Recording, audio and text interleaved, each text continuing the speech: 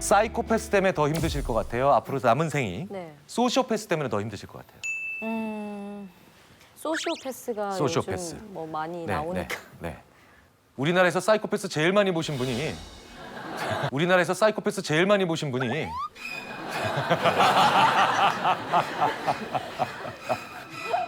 자, 사이코패스 진행하시는 프로그램 때 많이 보셨잖아요. 네. 소시오패스 많이 보시고. 네. 사이코패스가 더 무서우세요? 소시오패스가 더 무서우세요? 저는 소시오패스가 더 무섭습니다. 그렇죠. 네. 소시오패스가. 사실은 사이코패스는 더 무서워 보이긴 하지만 확률적으로 더 낮은 얘기죠. 근데 네. 소시오패스는 인구 100명당 4명 이상 나옵니다. 네. 더 높게 추정하는 사람도 있고요. 그렇기 때문에 지금까지 살아오시면서 소시오패스들은요, 반드시 만나보신 거예요. 그러면 대부분 이러세요. 나 소시오패스 만난 적 없는데? 나 그런 경우 별로 없었어. 자, 그러면요. 제가 이렇게 소시오패스의 가장 중요한 정의 중에 하나를 말씀을 드리면, 이제 나는 지금까지 살아오면서 소시오패스를 한 번도 만난 적이 없고 앞으로도 소시오패스를 만날 일이 없다라고 자신 있게 말씀하실 수 있는 분들 거의 안 계실 거예요. 제가 방금 전에 뭐라고 말씀드렸죠? 정말 가깝고 좋은 사람들이 되기 위해서 우리는 특별한 용건이나 목적이 없어도 대화를 해야 됩니다 라고 말씀을 드렸죠. 소시오패스가 제일 싫어하는 사람들이 용건 없는데도 말 거는 것들이에요. 왜? 나는 용건이 있어야만 대화를 하거든요. 소시오패스의 가장 중요한 특징 중에 하나가 바로 뭐냐면요. 내가 필요할 때만 나한테 잘해주는 사람이에요. 너무 많은데 그러면 주변에. 그리고 내가 필요 없어지면 나한테 다시 굉장히 차갑게 돌변하는 사람이죠. 그러면 갑자기 내 주위에 수많은 사람들이 소시오패스로 돌변을 합니다. 물론 여기에는 또 다른 중요한 특징들이 있죠. 사람을 이용한다는 거. 그러니까 사람을 도구로 생각한다는 거. 그 외에 여러 가지 또 중요한 몇 가지가 더 있는데, 하지만 어쨌든 소시오패스의 가장 중요한 특징 중에 하나는 내가 필요할 때만 나한테 잘하고 내가 필요 없어지면 나를 버리는 사람입니다. 그러니까 굉장히 많은 소시오패스들 우리는 경험했고 실제로 굉장히 가까운 사람으로도 둬본 적이 있다는 거죠. 그리고 앞으로도 우리는 소시오패스들을 결국 만날 수밖에 없습니다. 자, 그러면 이 소시오패스는 어떻게 하면 될까요? 안 만나는 게 상책이에요. 근데 소시오패스들은 대부분의 연구들을 보면 머리가 좋아요. 그래서 자기의 소시오패스적 성격을 잘 드러내지 않습니다. 그래서 저희 심리학자들 중에 상당수가 어떻게 하면 소시오패스들도 숨길 수 없는 그 사람의 본능적 특징들을 우리가 순간적으로 잡아낼 수 있을까? 그런 걸 연구하기 시작했죠. 무슨 얘기냐? 짧은 시간에 벌어지는 일, 즉 습관적인 반응을 보면 된다는 거죠. 이런 상황이 있어요. 여러 명의 형제 자매가 있는 그런 부모님이 계신데 그중에 셋째 딸이 부모님 계신 그 집을 오랜만에 방문을 했는데 심근경색으로 아버님이 쓰러져 계신 거예요. 그러니까 이 셋째 딸은 너무나 놀랐겠죠. 119 구급대를 불러서 병원으로 당연히 급히 옮겼을 테고, 그리고 병원에서는 당연히 응급수술에 들어갔겠죠. 그리고 이 응급실에 들어가시고 난 다음에 경황이 너무나도 없었던, 하지만 이제 막 정신을 차린 이 셋째 딸은 자기 첫째 언니에게 전화를 합니다. 이런 일이 있었고 아버님이 쓰러져 계셨고 그래서 내가 급히 아빠를 응급차에 모시고 지금 병원에 와서 이제 막 응급실에 들어갔다. 자, 여기까지 얘기를 해줬습니다. 첫째 언니한테. 자, 그러면 이 첫째 언니는 그 말을 듣자마자 어떻게 대답을 했어야 되나요? 거기가 어디야? 지금 갈게. 어디가 괜찮아?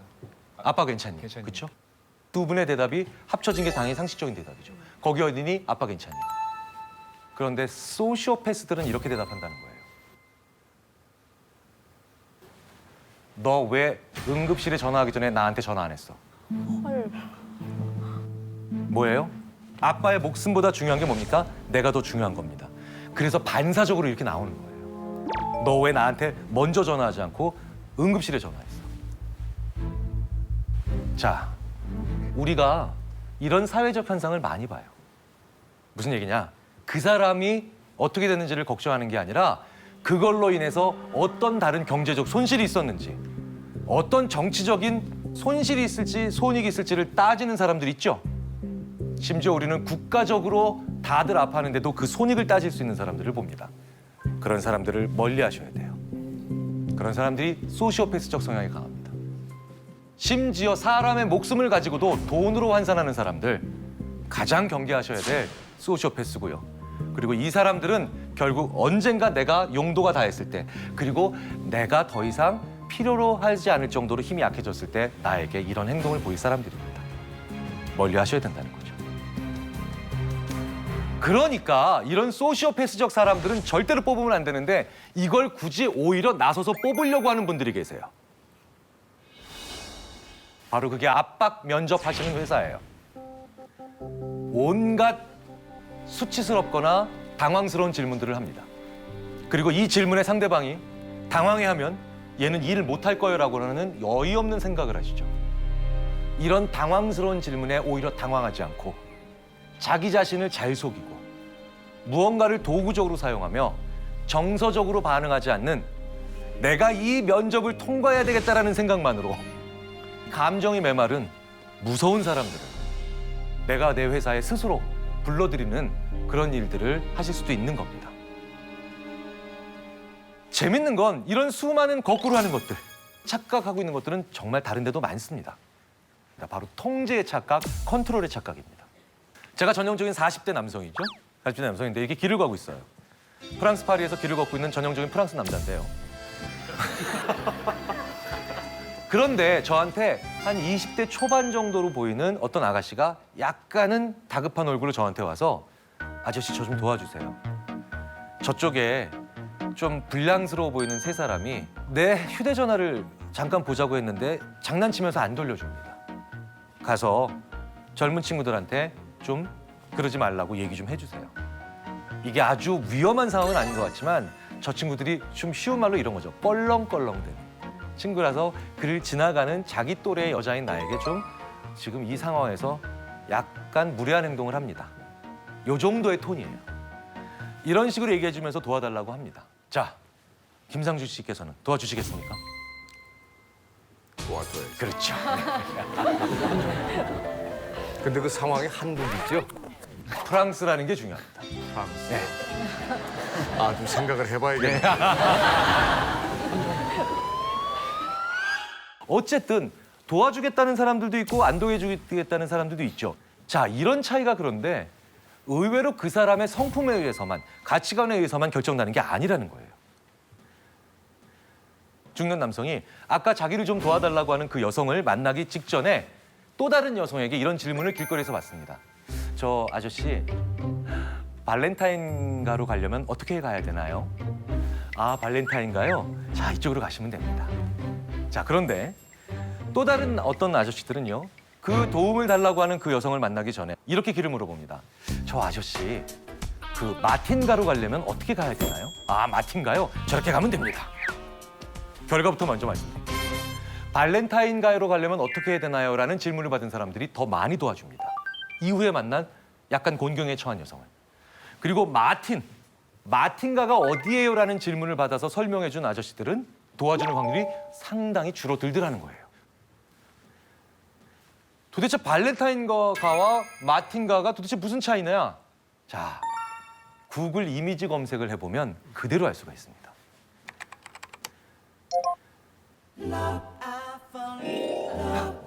이 세상의 모든 로맨스를 상징하는, 그렇죠? 그러니까 뭐예요?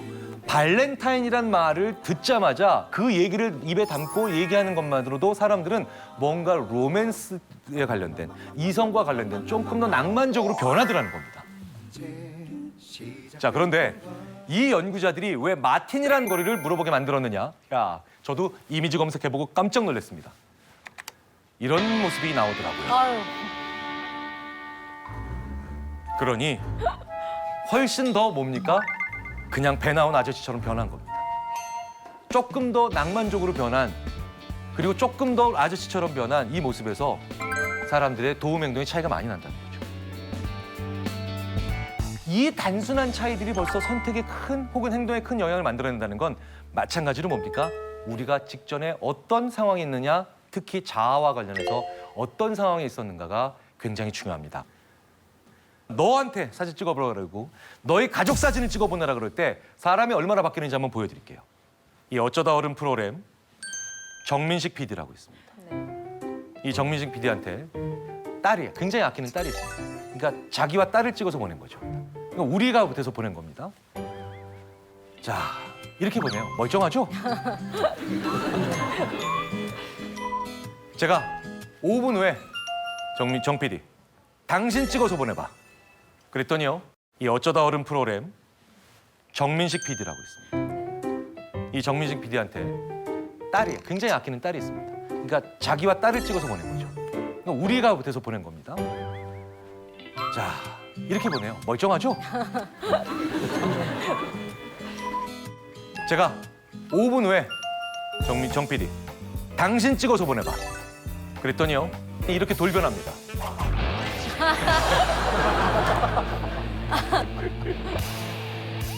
자기가 좋아하는 것들을 막 두르고 있어요. 무언가 좀 더 위험해 보여도 더 뭡니까? 개성 있고 나한테 좋아하는 것들을 표현하고 싶어 하죠. 그래서 심리학자들은 나는 좋아하는 걸 가지고 싶은 자하고 우리는 나쁜 걸 막아내고 싶어 하는 자라고 얘기를 하는 겁니다. 다다익선 뭡니까? 많으면 좋은 거죠. 과유불급은요? 많으면 오히려 안 좋은 거죠. 뭐가 더 맞을까요? 저희 심리학자들이 드디어 밝혀냈어요. 그때그때 달라요. 그런데 앞에 그때와 뒤에 그때를 나누는 기준을 모르잖아요. 제임스 서로위키라고 하는 사람은 이런 말 들어보셨죠? 대중의 지혜, 집단지성. 이게 다다익선이라는 거죠. 제 몸무게가 몇 킬로일까요? 83? 뭘 더 하세요? 83? 네. 78? 78. 확실히 굉장히 그 배려심이 많으신 분들입니다. 85. 솔직한 대답이고요. 배려심이라고는 없고요. 94? 94? 94. 네. 저의 정확한 체중은 저만 알고 있지 않습니까? 자, 이 네 분 중에 어떤 분도 제 체중을 맞히지 못했어요. 그런데 점점 제가 더 많은 분들에게 여쭤보죠. 그걸 다 받아서 엑셀에 딱 정리해서 평균을 딱 내면 신기하게도 제 체중이 나옵니다. 네. 이게 바로 대중의 지혜예요. 왜 이런 일은 할까요? 자, 보십시오. 모든 사람의 하나의 답은 정확할 수는 없습니다. 개별의 답은. 그런데 재밌게도 모든 사람의 답이 평균화될 때 뭐가 나옵니까? 제 몸무게라는 정답이 나오죠. 그래서 정확하고 올바른 대답은 여러 사람의 힘을 빌려야 됩니다. 정답을 구할 때는 이렇게 되지만 해답 뭡니까? 단순히 정답이 아니죠. 정해진 답이 아니라는 거예요. 수많은 답들 중에 최고의 답이죠. 게르트 기거렌처, 것 필링이라는 책의 저자죠. 이 사람은 세 사람, 네 사람 이렇게 면접관의 수가 늘어날수록 더 평범한 사람을 뽑는다는 것을 보여준 걸로 유명합니다. 사람들은 우리가 될 때 어떻게 됩니까? 평범해지고 안전해지고 오히려 새롭고 참신한 사람들은 논의 과정에서 더 배제된다는 거예요. 새롭고 참신한 대답은 옆에 지나가는 사람이 우연하게 발견하는 경우가 많다는 겁니다. 장기 둘 때, 바둑 둘 때, 오목 둘 때 언제 신의 한 수가 더 많이 생각나시나요? 훈수 둘 때죠. 내가 두는 게 아니죠. 내 친구가 두는 겁니다. 훈수 두는 사람들이 이래요. 거기서 열심히 지켜보고 있지도 않아요. 여기다 두면 되겠네 하고 가는 거예요. 이게 훈수죠. 그러니까 내 친구 도울 때, 내 상사 도울 때, 내 부모 도울 때, 내 자식 도울 때 이때 인간은 엄청나게 창의적으로 변합니다. 그런데 나를 이렇게 돕는 훈수를 하는 사람들이 내가 어떻게 해야 그 사람들이 나를 도울 생각이 들까요? 내가 능력 있는 사람이 될 때입니까? 내가 이타적인 사람일 때입니까? 이타적인 사람. 창조적이거나 혁신적인 사람들의 대부분이 그래서 이타적인 사람입니다. 우리가 참 괜찮다라고 생각했던 미국 대통령이 최근에 한 분 있었죠. 오바마 대통령입니다. 오바마 대통령은 그래서 실제로 중학생들도 알아듣는 연설을 점잖게 했다고 하죠. 물론 중학생보다 더 어린 사람들도 알아들을 수 있는 말을 하면 되지 않겠니? 그런 사람이 하나 있긴 있었습니다. 초등학교 2학년도 알아들을 수 있는 말에 연설을 한다고 해서 대통령이 된 사람도 있죠.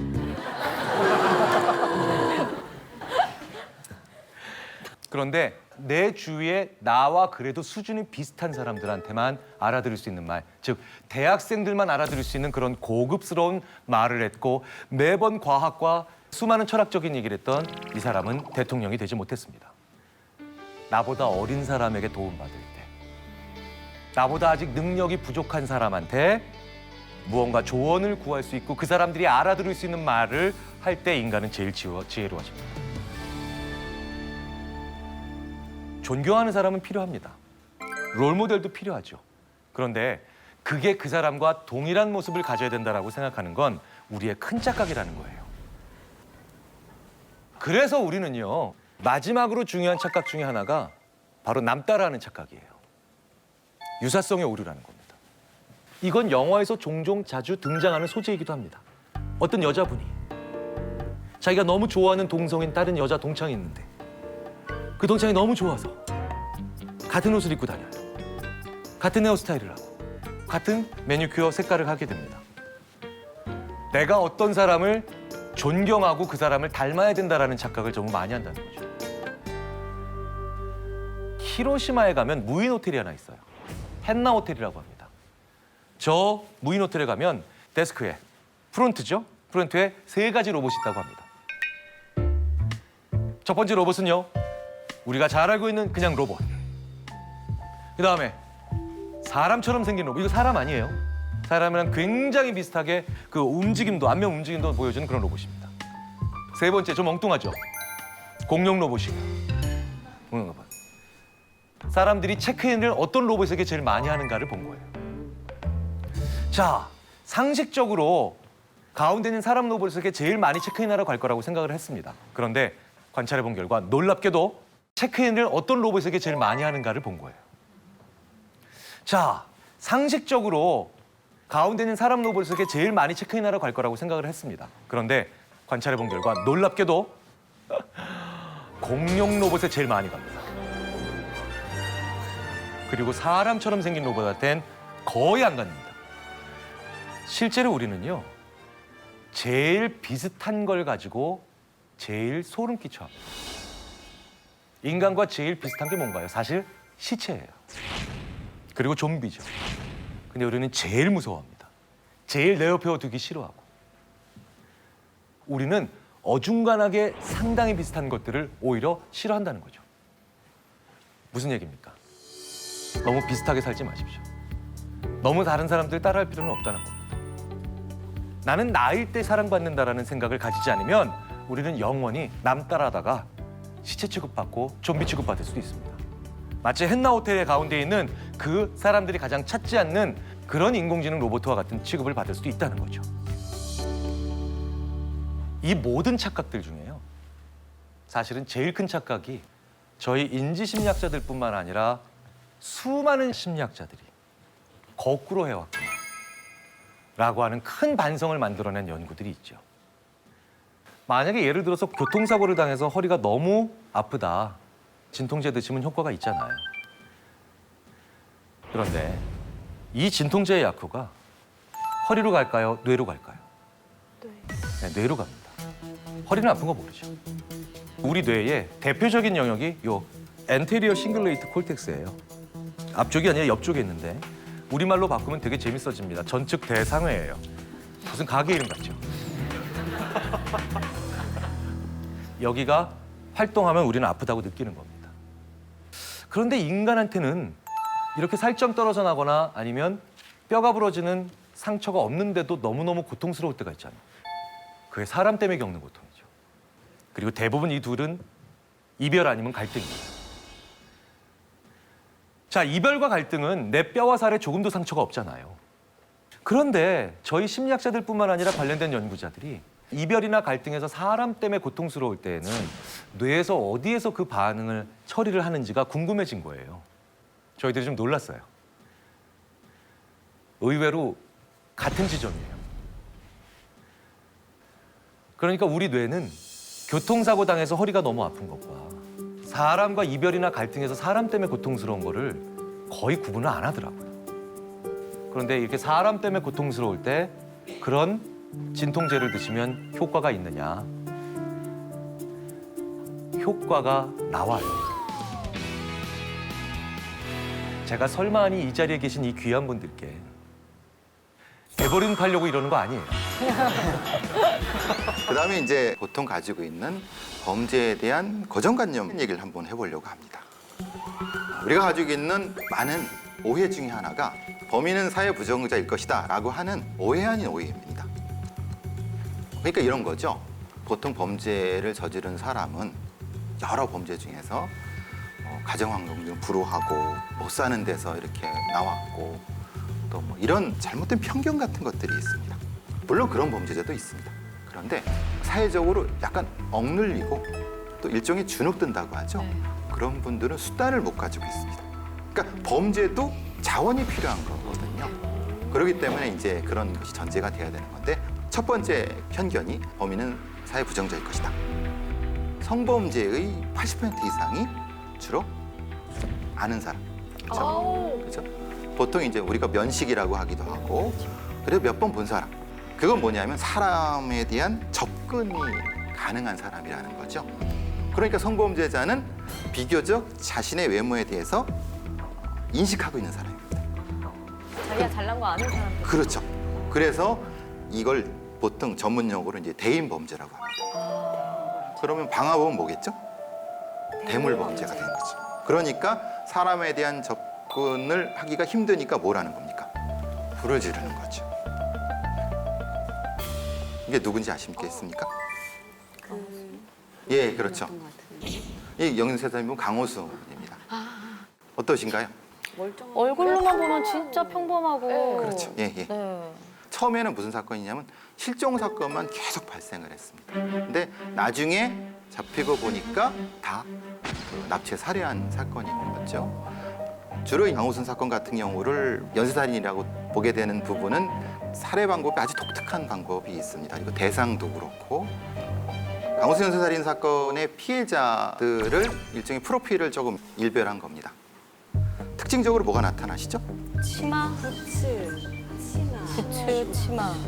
또 왜소한 키. 처음에 이제 강호순 사건을 접근할 때 이게 무슨 사건인지 몰랐습니다. 그거를 시작했던 사람들, 수사했던 사람들도 저같이 이제 지원을 했던 사람조차도 초기에는 이 사건이 어떤 종류의 사건인지 몰랐습니다.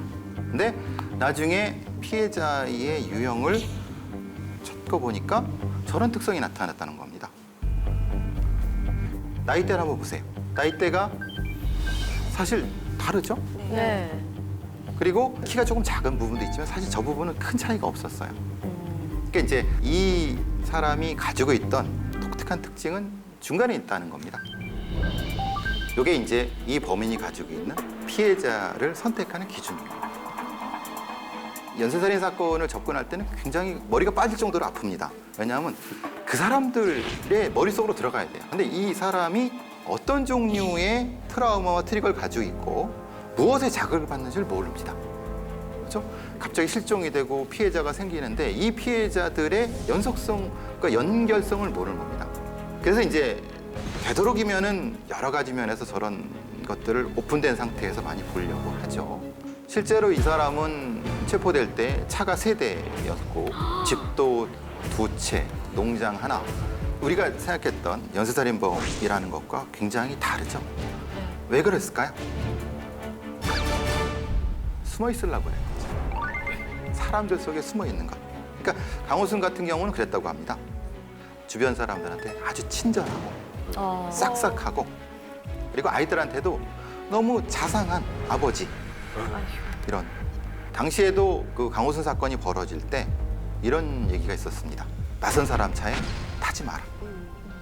라고 했는데도 그 뒤로도 몇 가지 사건이 더 생겼었습니다. 그러면은 그것이 그 피해자들의 잘못이냐? 그건 아닙니다. 왜 그러냐면 이런 범죄를 저지르는 사람들은 그 범죄를 어떻게 하면 잘 저지를까에 대한 부분을 굉장히 잘 연구하는 사람들입니다. 그러니까 전문적인 범죄자인 거죠. 조심해라고 하지만은 문제 설정이 잘못된 거죠. 어떤 사람을 조심해야 된다고 하는 것을 그 당시에는 얘기해 주지 않았습니다. 지나가는 차에 탔거든요, 피해자분들이. 그분들이 왜 그랬을까요? 왜? 그냥 어떻게 보면은 같은 지역 주민? 그리고 너무나 선한 얼굴? 제가 뭐 어디까지 가세요라고 물어봤을 때 너무나 그 주변에 대해서 잘 알고 설명해 주셨기 때문에 우리 동네에 같이 사는 분이 아닐까라 그래서 그냥 이렇게 탈 수도 있었을 것 같은데요. 그렇죠. 맞습니다. 강호순이 굉장히 말을 잘했다고 합니다. 그러니까 거의 뭐 사람 찜쪄 먹을 정도로 말을 잘했다. 그 정도로. 근데 결정적인 건 뭐냐면 범행을 쓰였던 차 조수석에 자기 아들 사진을 썼다. 거기다가 아들이 가지고 있는 곰인형도 같이 두고. 아이고. 안심시키려고. 그렇죠. 이게 일종의 범행 장치를 이용하는 겁니다. 그러면은 마치 아주 자상한 가장이 아들한테 선물 주러 가는 길에 차 태워드릴게요라고 하는 겁니다. 우리가 생각하는 이 범죄자라고 하는 게 문 열고 가세요 이렇게 얼굴이 저처럼 이렇게 갖고 천만에 맞습니다. 그 범죄에는 그 범죄에 맞게끔 진화된 방법이 있는 겁니다. 저한테 질문하시는 분들이 있습니다. 사기꾼은 어떻게 생겼어요? 이렇게 물어봅니다. 그러면 사기꾼은 사기꾼이 생겼어요. 답을 하는데 그럼 막 화를 내죠. 장난하는 거냐. 근데 진짜 사기꾼 같이 생겼어요. 진짜 사기꾼 같이 생겼어요. 그게 어떻게 생긴 거예요? 전대를 옆에 두르고 여기다가 막 뽀글이 파마를 하시고 그런 분인데 200억대 갯돈 사기의 주범입니다. 다가가기 되게 쉽게 만드는. 그렇죠. 맞습니다. 와. 범죄자는 바로 그겁니다. 다가가기 쉬운 세팅을 온몸으로 하는 사람이 범죄자입니다. 어머. 그러니까 억지로 해도 잘 안 되는 부분입니다. 그래서 경찰들이나 프로파일러들이 실제로 이제 그런 범인들을 계속 보면은 요건 사기꾼, 방화범, 패스, 이 얼굴에 이 몸에 나타나는 겁니다. 그게. 보통의 이제 일반 우리 시민분들은 그런 분들을 만날 일이 별로 없지 않습니까? 근데 적어도 이런 고정관념, 말하자면은 아들 사진을 차에 두는 가정적인 남자는 범인이 아닐 거라고 하는 그 부분은 사실은 한 번 정도만 생각하시면 될 거라는 거죠. 그만큼 전형적인 사이코패스 아니면 전형적 범죄자는 자기 주변이라든가 자기의 행동을 철저히 통제할 수 있는, 이미지를 통제할 수 있는 사람이다 라고 하는 겁니다. 그 다음에 강호순의 농장과 그 식당을 들이쳐갖고 검거할 때 저 사진이 있어갖고 저 사진을 왜 걸어뒀을까라고 본인한테 물어봤는데 너무 따뜻해 보이잖아요. 대답을. 맞아. 실제로는 잡아먹었습니다. 실제로는 잡아먹었습니다.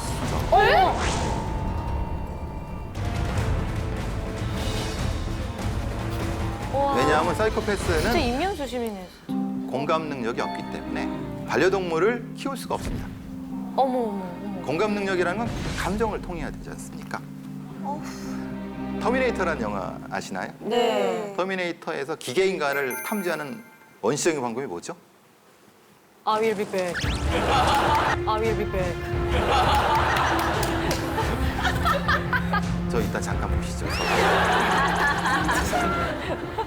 개소리가 나죠, 개소리가. 보면 개가 짖습니다. 그러면 저 기계인간이다라고 사격을 합니다.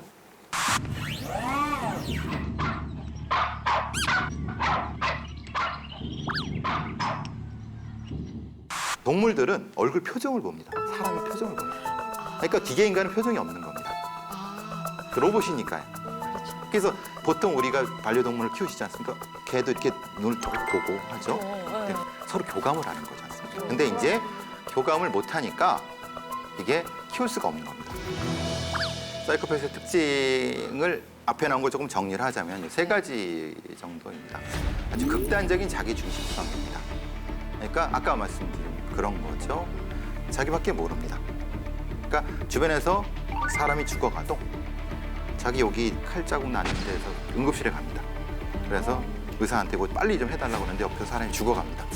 그럼 상관없고 막 이게 이제 극단적인 자기 중심성이고 연설해 본 유영철 같은 경우가 그 많은 사람을 죽이고도 절대 자기 잘못이 아니었습니다.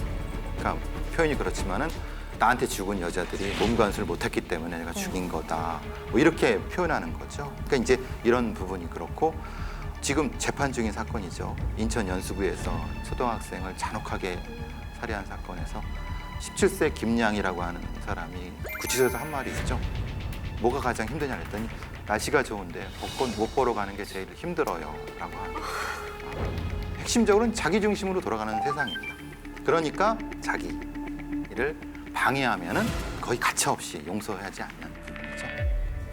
그것과 연관되는 것이 두 번째입니다. 강한 자극 추구입니다. 아주 강한 자극 추구.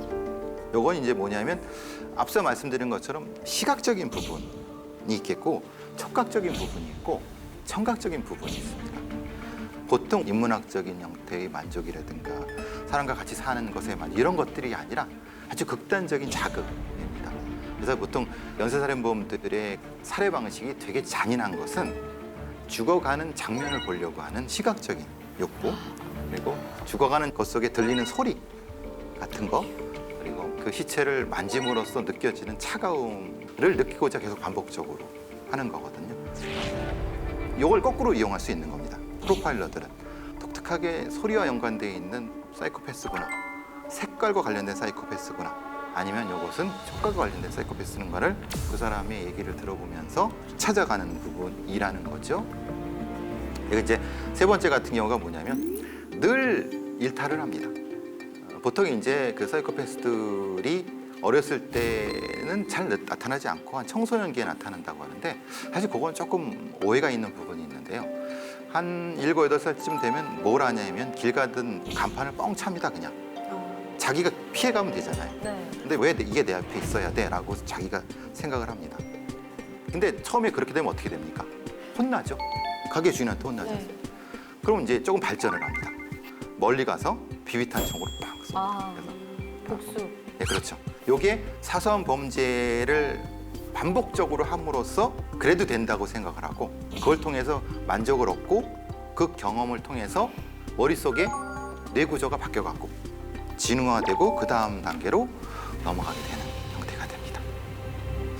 자, 요 사이코패스 얘기를 했으니까 혹시 그 소시오패스라는 말씀 들어보신 적이 있나요? 네. 네. 그런 역할도 많이 했습니다. 그러셨을까 앞서서 물어봤습니다. 차이점에 대해서 혹시 아시는 게 있나 해서요. 요 사이코패스 얘기를 했으니까 혹시 그 소시오패스라는 말씀 들어보신 적이 있나요? 네. 네. 그런 역할도 많이 했습니다. 그러셨을까 앞서서 물어봤습니다. 차이점에 대해서 혹시 아시는 게 있나 해서요. 글쎄요, 그거 알고 싶어서 제가 나온 건데요. 예, 대부분의 분들이 강선희님 같이 생각하실 겁니다. 사이코패스, 소시오패스 무슨 차이가 있지? 라고 생각합니다. 그러니까 보통은 그냥 같이 쓰는 경우도 있고 그렇거든요. 근데 실제로 소시오패스, 사이코패스는 병이 아닙니다. 이게 일종의 행동 습성입니다. 그러니까 반사회적인 그런 것이 몸에 습성화되어 있는 어떤 인간형을 얘기를 하는 겁니다. 근데 소시오패스는 사이코패스 범주에서 어떻게 보면 조금 약간의 하위 범주라고 볼 수 있는 겁니다. 조금 다른 건 뭐냐면은 사이코패스는 약간 선천적인 기질이 있다고 합니다. 그것과 대비돼 갖고 소시오패스는 이제 후천적인 부분이 강합니다. 그러니까 말하자면은 양육하는 가족에 관련된 부분에서 조금 극단적인 형태의 양육 방식을 겪었거나 아니면은 극단적으로 이기적인 형태의 부모를 만났거나 아니면 방임하는 부모를 만났을 때 만들어지는 또 하나의 인간형인데 그렇기 때문에 사이코패스이면서 소시오패스일 수도 있다고 얘기를 합니다. 예전 같은 경우는 사이코패스와 소시오패스가 분리된다고 하는데 꼭 그렇지만은 않습니다. 그래서 소시오패스는 목적을 위해서는 수단 방법을 안 가리는 겁니다. 그 성과의 달콤함에 한번 맛을 본 사람이면은 일정 정도 뇌의 만족도가 바뀌어서 다음에도 똑같은 방식을 할 수 있다는 얘기입니다. 일종의 그것은 마약과도 같다고 얘기를 하는 겁니다.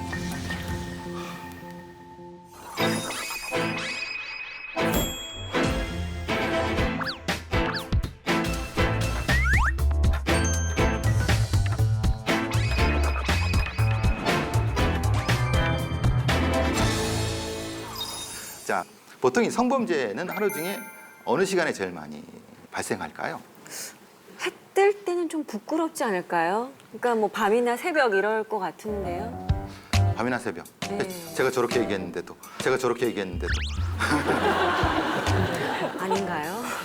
낮 시간? 보통 우리가 강력범죄라고 하면 살인이나 성범죄, 특히 강도, 그 정도를 얘기를 하는데 정확한 답은 그겁니다. 정해진 시간은 없다는 겁니다. 그럴 거면 왜 물어보셨어요? 정해진 시간이 없다는 건 뭐냐면 거꾸로 하면 피해자가 취약한 시간입니다. 대체적으로 보시면은 이제 알 수 있습니다. 그래, 낮 시간이네. 예. 요거는 이제 마포에서 벌어졌던 연쇄 강간 사건을 일별하고 있습니다. 보시면 아시겠지만 다른 것보다는 어떻습니까? 너무 밝을 때. 예, 그렇죠. 피해 시간. 근데 요거는 어떻게 해야 되냐면요. 피해자의 연령과 연관시키면은 충분히 이해할 수가 있습니다. 13세 분이 왜 3시 30분에 피해를 당하죠? 학교 시간. 그렇죠. 하교를 했는데 한부모 가정이거나 아니면은 뭐 맞벌이 하시는 부분이라는 거를 그렇기 때문에 그렇죠. 근데 그걸 어떻게 알았을까요? 사전에 미리 조사. 그렇죠. 그렇습니다. 이런 종류의 범죄를 저지르는 범인은 굉장히 사전 조사가 치밀합니다. 그리고 충동적인 게 아닌 거예요. 그렇죠. 성과 관련된 범죄는 80%가 누구라 그랬죠? 면식 불안. 그렇죠. 예. 비면식은 충동성이 있잖아요. 그죠? 말하자면 으슥한 어떤 골목에서 우연히 이제 범죄를 당한다라고 하는 것도 20%가 있습니다. 근데 상당히 다수는 그렇지 않습니다. 저 표가 그걸 말해줍니다. 지금 27세의 저 분은 저 시간에 왜 범죄를 당했을까요? 밤에 일하시고 아침에 주무시는 땡! 땡. 저분은 가정주부셨어요. 아, 다 출근하고. 예, 그렇죠. 예, 예. 남자가 없을 때. 그렇죠. 예. 그건 역으로 생각하면 어떻습니까? 그 범죄자는 관찰하고 있었다는 거예요. 자, 그 다음에 뭐 시간대는 뭐 26세, 2시, 뭐 18세, 4시 40분 아까 말씀드린 거랑 같다고 생각을 하고요. 이게 동일범의 소행인 거예요? 예, 동일범. 우리나라의 연쇄 성범죄의 특성은 한 범인이 최대 100건 이상 넘게 합니다. 그러니까 아니 그때까지 안 잡아주시고 뭐 하는 거예요 정말. 그러니까요. 실제로는 뭐냐면은 우리는 암수범죄가 많습니다. 왜냐하면 2013년도 이전에 친고죄가 폐지됐지만은 친고죄 이전에는 실제로 신고를 하고 해야지만이 가능한 부분이기 때문에 실제로는 그런 부분이 분명히 있습니다. 그래서 한국형사행정연구원에서는 연구 결과에 의하거나 대검찰청 범죄 보고서 같은 데를 보더라도 성범죄 같은 경우는 지금은 조금 다르지만 실제에 신고되고 처리된 사건이 10건이라고 하면 그 지역에서 100건이 벌어진다고 생각하시면 됩니다. 침입 방법도 잠깐 보시겠지만 우리가 이런 강력범죄를 생각했을 때 무시무시한 무기를 가지고 협박해서 들어갈 거라고 생각하시면 절대 그렇지 않습니다. 절대 그렇지 않습니다. 제일 많은 게 이제 따라 들어가기입니다. 문이 열린 상태로 따라 들어가는. 여러분 상상도 못 하셨겠죠? 당연히 이런 범죄자들은 문을 따고 막 부수고 창문을 깨고 막 들어올 거라고 생각하시죠? 근데 그런 경우는 훨씬 적습니다. 저기서 보시는 것처럼 따라 들어가기 아니면 숨어 있기, 택배 가장 뭐 이런 것들. 그러니까 지능을 이용하는 방법들입니다. 근데 그거는 마찬가지입니다. 시간대와 연결해야 됩니다. 낮 시간대니까 방심을 하게 되는 거죠. 그 낮 시간도 어떤 낮 시간이냐면요. 낮과 밤이 변하는 시간입니다. 보통 5시, 6시 그 사이. 그러니까 활발하게 움직이고 있어갖고 저 사람이 진짜 범죄로 들어간 건지 아닌지를 착각하게 만들 수 있는 것. 그게 강력범죄의 문제죠. 밤에는 오히려 문을 더 잠. 그렇죠. 꽉꽉 잠굽니다. 그리고 경계를 합니다. 그리고 저같이 나이 든 사람은 밤기가 박습니다. 부시락만 하면 막 했죠. 근데 밤에 발생하지 않는다는 거 아닙니다. 세 번째, 범행을 저지르는 사람은 따로 있다. 라고 하는데 이건 아까 말씀드린 것처럼 실제로 이 범인이라는 것은 가장 평범한 이웃입니다. 제가 이제 연쇄성범죄 사건을 수사하러 동네라든가 이런 데를 수사하러 돌아다니면 반드시 전 신고당합니다. 이 견적이 나오지 않습니까? 이 견적이 나오지 않습니까? 신고당하거든요. 자, 그렇다면 이제 본격적으로 누가 정말 악인이고 나쁜 사람인지 한번 알아보도록 하겠습니다. 악인으로 분류가 될 수 있는 사람들은 세 가지 유형입니다. 세 가지 유형인데 첫 번째, 사이코패스. 그 다음에 소시오패스, 그리고 나르시시즘이란 말은 들어보셨죠? 저는 사실 이 사람들이 제일 힘들어요. 나르시시스트.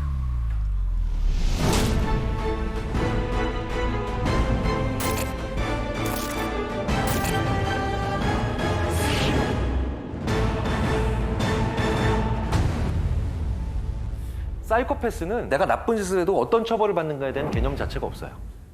그래서 계속해서 나쁜 짓을 쉽게 하는 겁니다. 반사회적 인격장애를 가진 선천적인 악인입니다. 사회적 규범, 그다음에 뭐 공정함, 뭐 책임감 이런 거 다 없고 양심도 없는 그런 사람들이죠. 연민도 없고요, 애착도 없고. 그걸 보여주는 잃어버린 지갑 실험이라고 아주 유명한 실험이 있어요. 이제 길바닥에 누군가의 지갑이 있습니다. 누군가의 지갑이 있는데 그 지갑 안에 어떤 물건이 들어가 있어요. 근데 그 물건이 어떤 것이냐에 따라서 돌려줘야 되겠다라고 하는 감정이 강하게 들 수도 있고 안 들 수도 있어요. 지갑에 어떤 게 들어있을 때 가장 돌려주고 싶다는 생각이 강하게 들까요? 저는 3번 아이의 사진이에요. 왜냐면 저게 저 사람한테는 지갑에 넣고 다닐 정도로 소중한 사진이니까. 다른 분들도 대부분 동의하시지 않나요? 자, 지갑의 회수율 실제로 어떻게 나오는지 한번 볼까요? 네. 자, 압도적 차이죠. 15, 20, 88. 네. 뭐 이런 결과가 나오는 게 크게 이상하지 않으시죠? 그렇죠? 그렇다면 타고난 사이코패스나 소시오패스들이 이 세 종류의 지갑을 어떻게 대하는지 대충 이제 짐작해 가실 겁니다. 전혀 차이가 없죠. 연민이 없기 때문입니다. 그들은 오로지 어떤 지갑이든 돈이 얼마나 들었는가에만 관심이 있습니다. 네. 그래서 이 사람들은 딜레마에 빠지지 않아요. 딜레마는 야, 이렇게 하자니 얘가 힘들고 이렇게 하자니 이쪽이 피해를 봐. 이런 걸 다 딜레마라고 하죠. 자, 예를 들어서 이런 겁니다. 어떤 마을에 살인마가 나타났어요. 그런데 마을 사람들이 이렇게 이제 곳간 같은 데서 이렇게 숨어 있는데 갑자기 어린아이가 갓난아기죠. 갓난아기가 막 울음을 터뜨리려고 해요. 이제 발각되면 우린 다 죽는 거예요. 다 죽는 겁니다.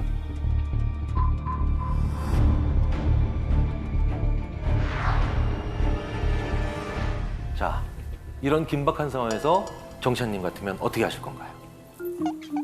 왜 그런 긴박한 상황에 지금 보여주신 표정은 왜 어려운 걸 시켜 나한테는 다. 생각해 봤는데요. 저는 두 가지로 행동할 것 같아요. 네. 만약에 아이의 아빠였다면 나머지 마을 사람들을 다 같이 죽게 할 수 없잖아요. 아이를 안고 뛰쳐나갈 것 같아요. 도망쳐 보겠어요.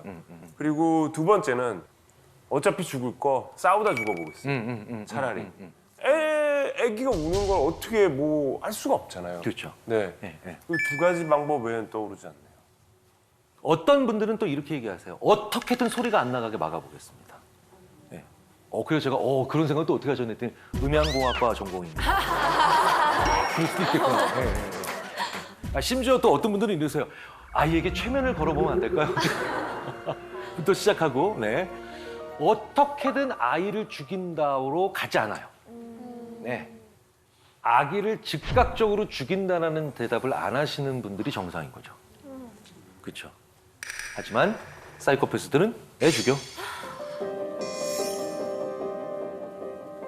한 방에 나오는 거예요. 이게 합리적이다라는 것이 그래서 무서운 거예요. 대를 위해서 소를 희생시킨다? 합리적일 수 있죠. 실용적인 걸 위해서 가치를 희생시킨다? 합리적일 수도 있죠. 그런데 이들은 이렇게 약한 자나 아니면 소수를 대를 위해서 아니면 이익을 위해서 희생시키는데 제일 중요하죠. 망설임이 없다. 예. 그래서 딜레마 문제를 주고 어떤 해결책으로 가느냐를 중요하게 생각하는 게 아니에요. 그보다 더 중요한 건 얼마나 망설이고 주저하고 그리고 힘들어하는가. 네, 이런 게 중요한 겁니다, 사실은. 자, 그런데 이 와중에 또 특이한 연구하는 분들이 많아요. 혹시 사이코패스를 겉모습으로 구별할 수 있을까요?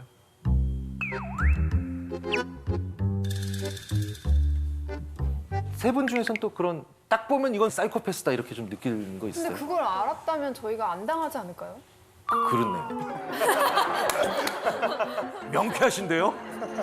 명쾌하신데요? 아, 우리나라에서는 네. 그 면도날 그 면도 수염할 때 네. 그걸로 몸을 자른 사람이 특히 발을 자른 사람이 사이코패스라고 생각해서 그 어떤 범죄가 있으면 경찰이 그 범인 발을 꼭 확인해요. 네, 이렇게 자기 몸을 그렇게 하는 사람 다른 사람한테도 쉽게 할 수 있다고 생각해요. 네. 그래 그 대학의 연구팀이 실제로 남성의 얼굴의 가로와 세로, 네, 가로와 세로의 비율을 비교한 겁니다. 가로폭 비율이 높아요. 요럴수록 사이코패스라기보다는 사이코패시적 성향, 사이코패시 성향이 높다라는 반사회적 성향이 높다라는 연구 결과는 꽤 안정적으로 관찰이 됩니다. 네네. 저를 보실 필요 없어요. 저는 동그란 거예요. 네네. 가로 비율이 넓은 게 아니에요. 전 동그란 거예요. 그리고 저는 살이 찐 거예요. 지름이 기본적으로 동양인들이 약간 좀 얼굴이 좀 이렇게 얘기한다 이런 거고 그렇죠. 서양인들은 긴 편이죠. 네, 그런 네, 거 네, 치자면은 동양인들은 그럼 사이코패스 성향이 많다. 그렇죠. 이렇게 결론을 줄 수는 네. 없잖아. 되게 중요한 지적을 해주셨고요. 분명한 건 이게 왜 그런 결과가 일어나느냐. 테스토스테론의 비율이 높을수록, 농도가 높을수록 이게 옆쪽으로 좀 이렇게 가로 비율이 넓어지는 경향이 있기 때문이다 라고 얘기를 하는데 바로 이런 연구들이 제대로 된 해석이나 아니면 설명 없이 다가오면 얼굴 넣을 때 조심하자. 이게 될 수도 있다는 거예요. 네, 이게 될 수 있다는 거죠. 근데 다음 연구는 조금 더 흥미가 있습니다. 이게 무슨 얘기냐? 심박수. 네. 그게 바로 뭐냐?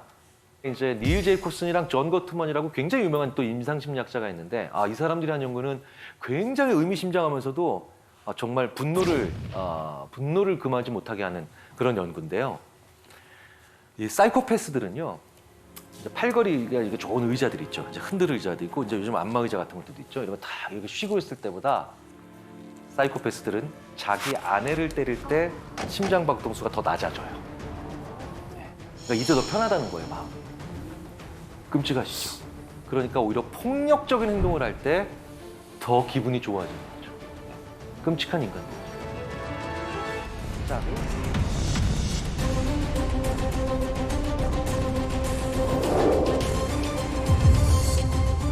2003년부터 2004년까지 무려 20명의 부녀자를 살해한 희대의 살인범 유영철을 능가한다는 얘기를 듣는 어민숙. 유영철은 그 반사회성 성격장애 테스트에서 40점 만점에 28점을 받았습니다. 이 사람이 얼마나 다양한 범죄를 저지르냐, 얼마나 그리고 악의적이냐, 뭐 이렇게 해서 한 20개 정도의 체크리스트가 있고 여기에서 40점 만점을 놓고 이제 25점 넘어가면 사이코패스. 근데 이제 유영철이 28점 정도로 평가가 됐는데 이 어민숙이라고 하는 사람은 만약에 한다면 40점 만점이 나올 수도 있을 거다라고 생각하는 전문가가 있을 정도로 왜 그런지 아십니까? 자기 가족, 자기 부모 다 죽일 수 있는 사람이기 때문에. 이 사람은 보험 설계사를 했기 때문에 보험금이 어떤 식으로 지급이 되면 어떤 장애에 주로 지급이 많이 되는지 알고 있죠. 그래서 이 어민숙은 눈을 노립니다. 눈을 그냥 찔렀다니까요. 약물을 집어넣고. 첫 번째 남편을 사망하게 하죠. 오빠도 그리고 어머니도 실명시켜요. 더 이해할 수 없는 건 사실은 여기 가사도우미, 자기 집 많이 도와주신 가사도우미 분이 계세요. 사실 이 사람들은 가족이 아니기 때문에 보험금을 타지도 못하죠. 근데도 그냥 그 집에 불 질러서 그 가사도우미 분 남편은 사망합니다. 무슨 얘기냐? 그냥 죽이는 거예요. 이제 멈출 수가 없는 거예요. 게다가 이제 불안감을 못 느껴요. 이 정도 했으면 자기가 숨거나 은폐하거나 이런 식으로 가야 되는데 그냥 죽이고 불질러요. 그런데 저는 이게 가장 충격적이었어요. 어민숙이 남편을 죽입니다. 그리고 이제 남편의 장례를 마쳤어요. 첫 번째 하는 행동이 있어요. 뭔지 아세요? 나이트클럽을 갑니다. 아, 다음 남편. 네, 그렇지. 자, 이런 사람들이 사이코패스입니다. 사실은 숫자가 그렇게 많지는 않습니다.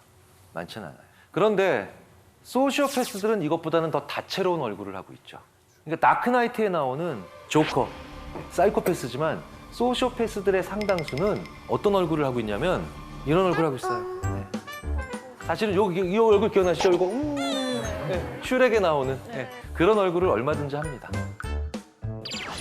제가 유학 시절에 제 미국 친구의 또 다른 미국 동료가 바로 이런 유형의 소시오패스인데 처음부터 굉장히 어려운 일을 많이 얘기하고 힘든 이야기를 많이 하면서 동정심을 삽니다. 근데 자기도 모르게 그래서 제 동료인 A는 그 B의 사정을 듣다가 자기 돈을 다 쓰게 돼요. 계속해서. 나중에 보니까 A 집에 B가 와서 살고 있는데 우리 집은 안방을 B가 쓰고 있어요. 컴퓨터도 B가 쓰고 있고 심지어는 A가 그래서 오히려 사정사정합니다. 집은 제발 나한테 그만 오라고. 그런데 그럴 때마다 이 B가 진짜 잘 보이는 표정이 있어요. 그게 바로 뭐냐? 지구상에서 가장 불쌍한 표정을 짓는 겁니다. 이런 경우도 소시오패스입니다. 더 중요한 건 어떤 경우든 소시오패스들은 가스라이팅을 한다는 거예요. 자, 그러면 이제 가스라이팅은 어떤 단계를 거치느냐? 바로 이런 단계죠. 첫 번째로 관계를 형성해야 되죠. 그렇죠? 밀접한 관계. 그러니까 제일 밀접한 관계. 우리 인간에게 있어서 제일 밀접한 관계가 뭐예요? 가족. 그런데 가족은 원래부터 혈연인데 혈연이 아닌데도 제일 밀접해지는 건 가족 만들기 전에 뭡니까? 연인, 부부. 네, 연인과 부부. 부부가 가장 가스라이팅이 많은 이유예요. 그러면 두 번째 반드시 꼭 하는 게 뭐냐? 아까 가스라이팅에서 나왔죠. 기억을 왜곡합니다. 그래서 한 번 어떤 실수를 하게 되면 예전 실수들이 다 같이 뛰어나오면서 넌 원래 그런 사람이야. 넌 원래 그런 사람이야. 이렇게 만들어내죠. 네. 기본적으로 여기까지 오면 사실은 말도 안 되는 얘기야라고 하면서 반박을 할 수도 많게 되지만 이 세 번째 단계까지 오게 되면은 이제는 아예 저항을 못 합니다. 그게 바로 뭐냐? 주위에 다른 사람들을 만나면 안 된다라고 계속 얘기를 하는 거죠. 그게 미니마이징이에요. 계속해서 고립시키는 겁니다. 저는 이 세 번째를 하는 군대 밖에서 군대 안에 있는 친구에게 이걸 하는 그런 사람을 만난 적이 있어요. 그러니까 무슨 얘기냐면 제가 군대에 있을 때 어떤 병사 한 친구가 갑자기 어느 날 오더니 저는 정훈 장교님이랑 이제 다시 얘기를 할 수 없습니다. 그 뭐야? 무슨 얘기야? 너랑 나랑 연애하냐? 그래서 저는 그냥 별 생각 없이 그냥 그런가 보다라고 알았어 오지 마 정훈 씨래. 근데 나중에 한 2년 후에 그 친구가 우연히 저한테 이메일을 보내더라고요. 그때 정훈 장교님과 만나지 말라고 제 친구가 얘기했기 때문에 안 간 거기 때문에 죄송하게 생각한다고. 근데 그 정훈 장교님 만나지 말라고 얘기한 애가 그럼 같은 부대에 있었느냐? 아니래요. 자기 과 친구래요. 네. 그러니까 걔는 군대를 갔고 그 과 친구가 계속해서 걔네 집에 살고 있는 거예요. 걔는 군대를 갔고 그 가스라이팅을 하는 친구는 그 친구를 이용하면서 계속 그 집에 살고 있었던 겁니다.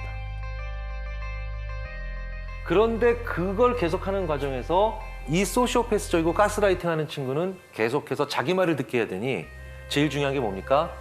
주위에 다른 사람들을 만나면 안 된다라고 계속 얘기를 하는 거죠. 그게 미니마이징이에요. 어떤 식으로 됐냐면 이렇게 얘기하는 겁니다. 입영 전날에 이렇게 얘기했대요. 너 군대 가면 맞아 죽을 수 있어. 최대한 사람들에게 마음을 열지 말라고. 계속해서 고립시키는 겁니다. 마지막 단계가 있습니다. 이제 본격적으로 뭐가 시작되느냐? 무시가 들어갑니다. 근데 무시를 세게 하는 걸 우리가 보통 개무시라고 하죠. 네. 근데 정말 그런 식으로 무시합니다. 옆에 그냥 물건 있는 것처럼 무시할 때도 있고요. 근데 왜 그런지 아세요? 자, 보세요. 관계를 밀접하게 맺었죠? 기억을 왜곡시켰죠? 미니마이징 시켰으니 이제 이 사람밖에 없죠? 근데 이 사람이 무시하고 나를 사람 취급 안 하는데 어느 날 갑자기 이러다가 일로 와. 이러면 진짜로 주인 앞에 꼬리치는 강아지처럼 갈 수밖에 없는 거예요. 그렇게 만들면서 계속해서 자기의 종을 만들고 자기에게 복종시키는 거죠. 그런데 이런 사람들은 자기들이 그렇게 행동하고 있다는 거 알까요? 알까요? 관심 없어요. 그 사람이 아느냐 모르느냐에 관심 가지지 마세요. 그 사람들은 그걸 아느냐 모르느냐 본인이 인식하는 거에 관심이 없다는 겁니다. 네. 그게 가장 무서운 점이에요. 세상에 제일 무서운 인간들이 지가 무슨 잘못을 하고 있는지에 관심이 없는 인간들이에요. 그렇게 자기가 만드는 행동에 관심이 없는 인간들일수록 그것에 대해서 합리적이거나 이성적으로 대화하는 건 불가능합니다. 네. 그럼에도 불구하고 가장 중요한 건 그 세 번째 단계, 두 번째 단계까지 나도 모르게 갈 수 있어요. 그런데 세 번째 단계, 미니마이징이 시작되면 어떻게 해서든지 다른 사람들을 만나서 이 이야기를 해봐야 됩니다. 나에게 이런 친구가 있는데, 나에게 이런 사람이 있는데. 우기는 것이 바로 전조라고 저는 생각을 해요. 예, 말도 안 되게 우기는. 그때 맞서 싸운다라는 건 어떻게 될까요? 논리로 이기겠다? 관계를 개선하고 싶다? 어떻게 될까요? 다 망하는 거예요. 그냥 뒤도 돌아보지 말고 끊으셔야 돼요. 맞서서 싸우지도 마세요. 그냥 버리세요. 관계를 끊으셔야 된다는 거예요. 이 사이코패스, 소시오패스를 얘기를 지금까지도 계속 해드렸는데 못지않게 또 힘든 사람들이 있죠. 나르시시스트. 이 나르시시스트는요, 기본적으로 내가 안 돼야 지가 행복한 사람이기 때문이에요. 자, 나르시시즘의 차이는 박 부장이 있고 자존감이 높은 김 부장이 있다고 치자고요. 저는 김씨니까 제가 김 부장 좋은 거 할래요. 자, 이렇게 자존감이 높은 김 부장은요, 일을 잘했는데 상무님이 와서 김 부장 이번 일 너무 잘 됐네, 훌륭해 라고 얘기하면 이거 보통 이렇게 얘기합니다. 저희 팀 애들이 원래 한기량 합니다. 자, 이 말엔 이런 뜻이 있죠. 나의 부하들도 나만큼 뛰어나고 그래서 우리는 협동을 잘해서 이 좋은 결과를 만들었다. 이런 얘기예요. 그런데 나르시시즘에 완전히 빠져있는 이 박 부장은 와, 똑같은 칭찬을 받습니다. 비슷한 일을 했고요. 잘했고요. 그런데 상무님이 와서 박 부장 이번에 이렇게 일을 잘했어. 훌륭해. 라고 칭찬을 하면 이렇게 얘기합니다. 이 띨띨한 부하들을 데리고 내가 그 일을 해냈지 말입니다. 네. 나르시시즘은 내가 잘하는 것도 중요하지만 남들이 못하는 것도 중요해요. 그래서 이 나르시시즘에 있는 사람들은요, 심지어 겸손해 보이는 사람들도 있어요. 꽤 겸손해 보이는 것 같이 연극을 하지만 결국은 얘가 후지고 멍청한데 내가 도와줘서 잘 된 거야. 이 두 가지 조건을 다 충족시키려고 해요. 왜 이런 사람들이 만들어질까요? 바로 어렸을 때부터 서열과 등수에 민감한 사람으로 교육받았기 때문이에요. 와, 우리 애가 이번에 95점을 받았어요. 야, 잘했구나. 이게 아니라 몇 등이야. 그러니까 석차 위주의 평가를 많이 받았던 사람들. 때로는 지나치게 작은 일에도 과한 칭찬을 많이 받았던 사람들. 그러니까 그 큰 칭찬감을 느끼기 위해서 뭡니까? 내가 받은 일에 혹은 내가 한 일의 성과가 하이라이트 된 것보다 남이 한 일이 더 저평가되면서 그 격차감을 더 많이 느끼려고 한다는 거죠. 정말 힘든 건 이 나르시시스트가 부모가 됐을 때예요. 이런 부모들이죠. 내가 널 키우느라고 얼마나 고생했는가. 이제 이건 워밍업이에요. 자, 그러면서 이제 상처 부위 하나하나가 이제 이건 내가 너를 그때 없느라고 생긴 상처고, 이건 내가 그때 너를 안느라고 생긴 상처고, 그리고 내 인생은 너를 키움으로 인해서 망한 인생이다. 사실 자식에게 할 수 있는 굉장히 큰 저주예요. 이게 또 천륜이니 거스를 수도 없다라는, 세상에 어떻게 부모님을 버리겠어요. 그런데 나르시시스트 부모님을 둔 그런 자녀분들께는 관계를 단호히 끊으라는 말씀까지는 드릴 수는 없지만 적당히 멀어지셔야 됩니다. 부모가 행복해야 아이들은 미래를 꿈꿔요. 그런데 자기의 불행을 팔아 자기의 욕구를 해결해? 이건 정말 안 좋은 부모예요.